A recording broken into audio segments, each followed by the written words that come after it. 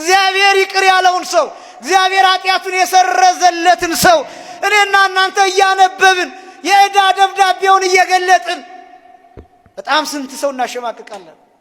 ንስሐ የተገባበትን ኃጢአት እያነሳን እያስታወስን አንተ እኮ እንዲህ ያደረግህነን እያልን እየወጋን እያቆሰልን ሰውየውን እንዲያዝን የምናደርግ ስንት ሰዎች ነን? ስንት ሰዎች ነን?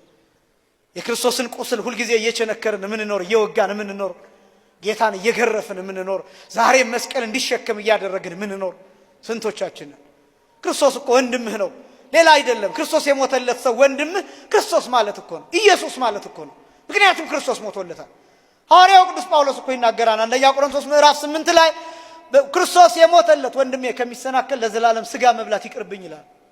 ወንድማችን ከሚሰናከል እኮ መተው የሚገባን ነገር እኮ አለ። መተው ቃል ይቅርብህ፣ ክፉ ነገር ይቅርብህ፣ ማሽሟጠጥ ይቅርብህ፣ አሽሙር ይቅርብህ፣ መዘባበት መሳለቅ ይቅርብህ፣ ሰውን ማሸሽ ይቅርብህ።